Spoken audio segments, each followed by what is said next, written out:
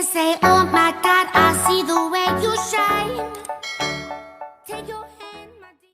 Kalian tahu gak sih materi tentang perkembangan Islam pada masa modern? Tahu gak? Oh nggak tahu. Mau tahu nggak nih? Yuk, langsung aja ke sana. Hai semuanya, Assalamualaikum warahmatullahi wabarakatuh. Perkenalkan, nama saya Anissa Vidya Agustin dari kelas 11 IPA 2. Di sini saya akan menyampaikan sedikit materi singkat tentang perkembangan Islam pada masa modern. Nah, sebelum kita membahasnya, kalian jangan lupa ditonton dan jangan di-skip ya. Oke, sebelum kita membahas tentang keadaan Islam pada masa modern, kita terlebih dahulu membahas tentang periodisasi sejarah Islam. Menurut para ilmuwan, periodisasi ini dibagi menjadi 3 masa.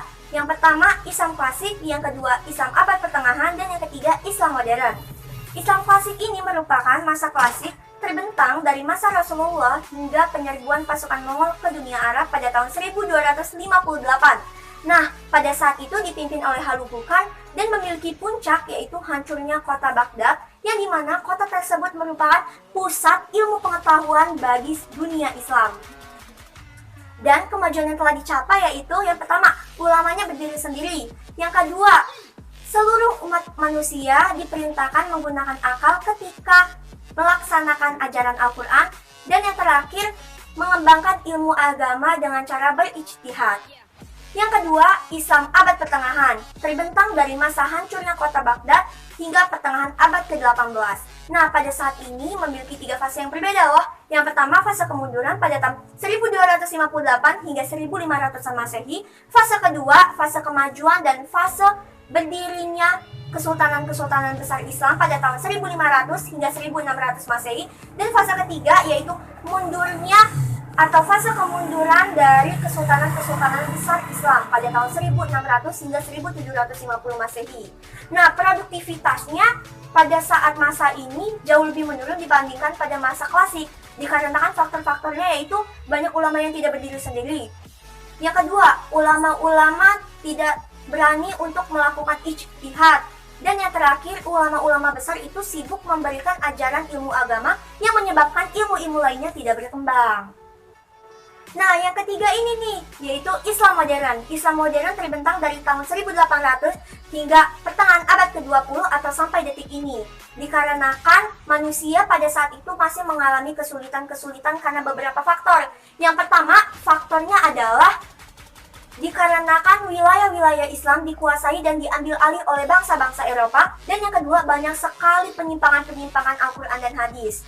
Dari kedua hal itulah yang membuat manusia-manusia memiliki kesadaran akan kesulitannya dan mendapatkan motivasi serta dorongan untuk memajukan Islam tersebut.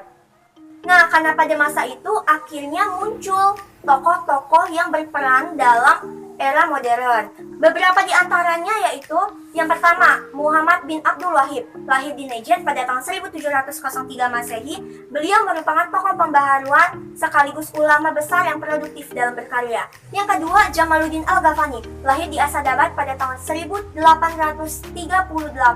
dan wafat di Istanbul pada tahun 1897. Beliau merupakan tokoh pembaharuan pada era modern sekaligus pencetus majalah yang berjudul Al-Unwa Al-Wasqa. Nah, majalah ini bertujuan untuk mengembangkan serta mendorong kemajuan Islam dan juga mempererat persaudaraan Islam. Yang ketiga ada Muhammad Abduh. Beliau lahir di Mesir pada tahun 1849 Masehi dan beliau juga merupakan murid yang sangat cerdas dari Jamaluddin Al-Ghazali. Dan pada tahun 1880 beliau diangkat menjadi redaktur surat kabar yang berjudul Al-Waqa'i Al-Mishriyah. Keempat ada Rashid Ridho. Beliau lahir di Lebanon pada tanggal 23 September 1965. Beliau merupakan tokoh pembaharuan di era modern yang sekaligus mencetus Al-Quran dengan gaya modern. Yang kelima ada Sultan Mahmud II. Beliau lahir pada tahun 1785 Masehi dan menjadi sultan pada tahun 1817 Masehi. Pada saat itu, beliau merupakan tokoh pembaharuan di bidang pendidikan yang bertujuan untuk memberikan ilmu pengetahuan bagi para manusia. Nah, pada masa pembaharuan ini dibagi menjadi 2 bidang loh. Yang pertama di bidang pengetahuan dan yang kedua di bidang kebudayaan. Nah, di bidang pengetahuan pada masa pembaharuan ini sangat pesat banget, kemajuannya melonjak tinggi. Dan selain itu juga di bidang kebudayaan sangat pesat dikarenakan dibagi menjadi 3 bagian, yaitu arsitek, sastra, dan juga kaligrafi. Nah, yang pertama arsitek. Arsitek merupakan pelopor keagamaan seperti pembangunan masjid, madrasah, dan lainnya. Yang kedua yaitu sastra. Sastra emang sangat melejit banget pada masa pembaruan ini karena kan munculnya banyaknya yaitu sastrawan-sastrawan yang memiliki karya yang luar biasa seperti Mustafa Lufi. Beliau memiliki sastra dan karya yang sangat luar biasa dikarenakan mencampurkan cerita pendek dari gaya tradisional klasik dengan gaya modern. Yang ketiga itu kaligrafi, yaitu merupakan karya tulisan yang bisa dilihat estetik dan nilai keindahan yang luar biasa banget. Kesimpulan dari materi yang baru saja saya berikan yaitu yang pertama, kita mendapatkan motivasi yang sangat luar biasa dari materi pembelajaran pada saat ini. Yang kedua, ilmu-ilmunya bermanfaat banget sehingga kita dapat mengetahui apa saja perkembangan yang tadinya dari masa lampau hingga saat ini yang memiliki kemajuan yang melejit.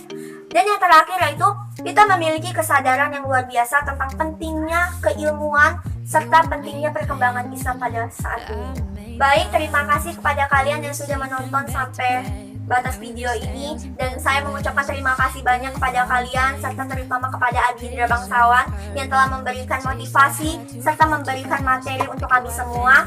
Semoga video ini bermanfaat bagi kita semua. Saya ucapkan terima kasih. Wassalamualaikum warahmatullahi wabarakatuh. Dah. I wish you would wait for me, but you always do. I've been hoping